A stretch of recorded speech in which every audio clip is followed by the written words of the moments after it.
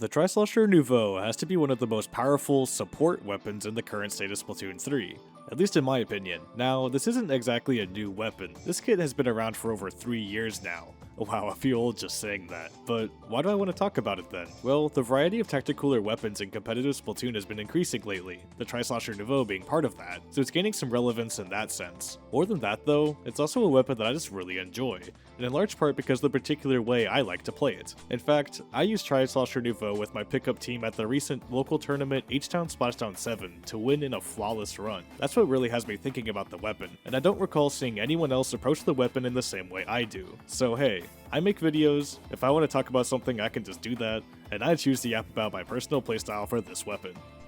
If you're not already familiar with the Slosher Nouveau, it's a fast, short-range slosher that attacks in a wide area. This particular kit comes with fizzy bombs and tacticooler. In competitive play, this combination of tools and traits typically earns it the label of a support weapon, which it certainly can fulfill while also having plenty of potential to make aggressive plays on its own. It's quite comparable to a weapon like Edzap 85 or Dapple Doolies in that sense. It has plenty of unique tricks that set it apart from those though, but we'll get to that. Honestly, the easiest way for me to explain my playstyle is to show off my gear abilities that I use. So here's my build. Much of this build is the usual suspects for short-range weapons, comeback and stealth jump, and a little bit of a bunch of useful utility subs, or abilities that give significant effects even when there's only one sub slot of them. What might stand out is the Inksaver sub. Specifically, I have one main and one sub, which on its own is not an important amount, but that changes when comeback is active. Every time you get splatted and respawn, comeback grants you the equivalent of one main slot each of all of these abilities, lasting for 20 seconds. All of these are useful, but right now the sub saver is of particular interest, because factoring in the main of Inksaver sub from comeback with the rest of the build, that then becomes enough to have access to double Fizzy Bomb, or the point where Fizzy Bomb costs less than 50% of your ink tank to use, so you can throw two of them back to back. And at least in my opinion, this is the most powerful sub weapon in the game to have double of, and it's because of this.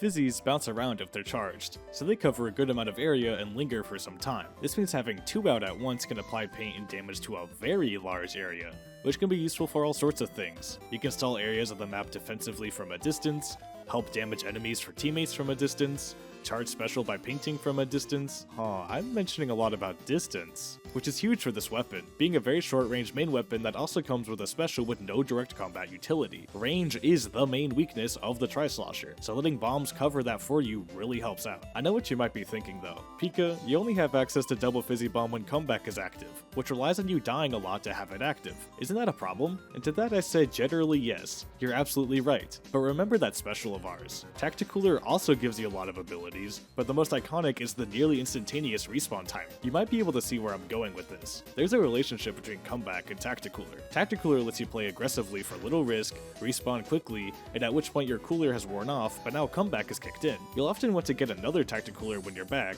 but thanks to double fizzy and the extra special charge granted by comeback, you are way more than capable of charging special quickly. This completes the cycle. Comeback helps charge tacticooler, which enables you and your team while also minimizing the usual drawbacks of death that's required to activate comeback again. And all the while, your main weapon is a Slosher, which is more than happy to play aggressive to utilize the other benefits of comeback and tacticooler. It is also one of the most consistent weapons in the entire game at getting a trade at worst with anyone you manage to find up close. I could easily yap on about more use cases and niche scenarios, but let's do one better and try something new for this channel. Live gameplay commentary. I'm gonna hop into some Anarchy games and show off this style in action to let it speak for itself. Alrighty, here we are. Like I was saying, could be doing some live commentary over a game or two here, using the Slosher Nouveau with my gear I just talked about, and can talk through some of my decisions as I'm making them, when I'm observing in the game, and why, and how I'm leveraging the weapon in this playstyle the way that I am. As we did say, range is a big weakness with Slosher, and Marlin Airport is certainly a map that favors long range, so I'm going to be keeping that in mind. Honestly, especially looking at their composition, E-leader is a big thing that scares me here. I might just mostly play off to the sides and see if we can get a tacticooler.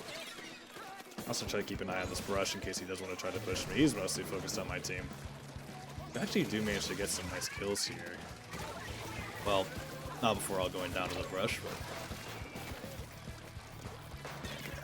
And rush down here. We are Slosher though, we're equipped to handle that. Get my cooler down, even if I do go down, at least I picked it up and I've placed it down for my teammates. But let's see if we can move up while we have this cooler effect. Fizzy Bomb does manage to get the leader. Can we get this? Yes, we can get this tread. Nice. We get it down there. Down here, that's okay. Teammate cleans it up. And now, what we've been talking about finally get to see my first respawn of the game, that now we have double Fizzy Bomb, at least for the next 15 or so seconds. And this is going to be nice to just kind of hang back, displace them pretty safe, stall down ticks on the zone, all the while getting close to that next cooler to do the cycle all over again. You want to be watching the Sweet Slider, this guy dropped left side, that's actually the brush. The Reef did also drop left side though, someone do keep zone over that. And my life. Go down from our Dynamo. It's interesting that we have double cooler here. I can actually hold on mine for a little bit, come up and trade, and I can place another cooler as soon as I'm in if I want to.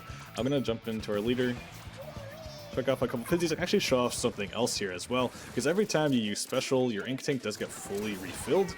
So, nice shot to get that brush. As soon as I throw out 2 fizzies, I place cooler and my ink tank's immediately refilled. I'm going to throw 2 more again. Mostly just want to see if I can find this Dread Ringer. There he is. I can't stop the Reef Slider at that point. Let's deny any follow-up from this leader. Got him. And my team holds zone behind me really well as well. That's a pretty quick one, so let's definitely do another one. But already you can see, again, just you can play aggressive when you need to. You can play supportive when you need to. You can force the issue. You can stall. It's a very flexible playstyle, and honestly also really fun, because you can just change up your decisions at any point, play with the opponent's expectations as well. They might see you spamming Fizzy Bombs and forget you're a Tri-Slosher that can fight if they rush you down, or also they might see you fighting a bunch and be like, oh, I can try to run away from that guy. Nope, you have Fizzies. I'll see you in the next game. Here we are loading into another game. The other map in this rotation is Bluefin. Similar deal to Marlin. It is overall a map that would favor long range. It's going to be a little bit more difficult for us to find opportunities with the main weapon. All the more reason to just play for bombs and cooler in the opening.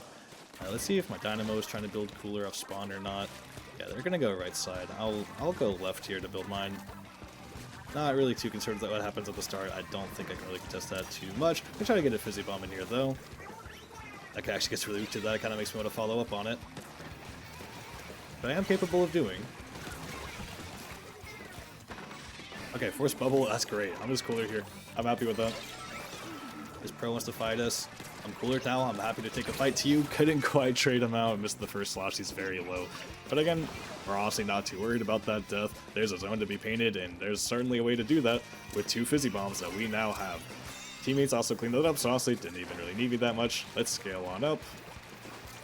Move further forward. Get some of these bombs into their spawn. The moving zone messed me up there. Nice arc. Let's go for wants to fight. You see me spamming fizzies, he wants to rush in, and then as soon as he decides to do so, it's like, wait, actually, that's a Tri-Slosher I'm rushing down. Am I sure that's a good idea? You really just keep me on your toes the whole time. I want to jump back for that cooler if I don't get shot by the Squiffer. Nice. I heard my Dynamo plays cooler over here and I won it, and unfortunately my jump gets caught out. Some unlucky things happen in this game, but again, no big deal. Because of that bubble, yeah, I'm not going to jump in here. Let's just walk out. Get our fizzies out to zone. We're halfway to cooler already. Watch my special meter go up. I was nearly a third off of that one burst of fizzies. Sit there for just a moment, recover the ink recovery up off from cooler, from comeback, sorry, and also coming into effect. Just take another set, get cooler, walk in, and look how easy that was. Assuming we eventually cap zone. I was hoping a banking on the team getting that for me. Probably my bad. Look where we are now. Okay, I lost track of the Squiffer, but still. You can hang back, spam for zone and special like that safely, and then just as quickly, just flip a switch, you're rushing it down. Trying to take some fights, there's definitely a time when I get a double kill in their spawn there, but let's just see if we can do it again. Nice slider, nice slider. This guy might get antsy and drop. Just push up on him. Okay, no, I'm not going to chase him down. He's a longer range weapon than me. He wants to lure me into that space. I'm just going to spam fizzies at the angles he wants to shoot at me from instead. Already halfway to another cooler. Just be careful with this right side, by the way. Squiffer is watching it. He senses me. Well, he can't really cross unless he takes that jump. In particular, he has bubble. I'm going to rush that so you don't feel safe to bubble. Get that kill.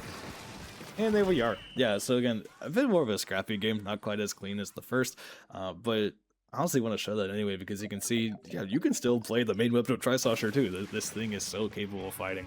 Honestly, I'm pretty happy with just those 2 games. It gets the idea across that, just like I've been saying, it's such a flexible playstyle. It's just a lot of fun, man. However you're feeling in any given moment, whatever's in front of you, you have an option for it. And normally that's kind of flexibility you see with shooter weapons, so it's really fun to have it on something as goofy as the Tri-Slosher. hopefully, again, you can see why I like this playstyle, why it's been working out for me, and maybe if you like this weapon already, or if you haven't played it before, maybe this gives you an excuse to try it out, and let me know what you think. Anyway, as always, thanks for watching, and have a good one.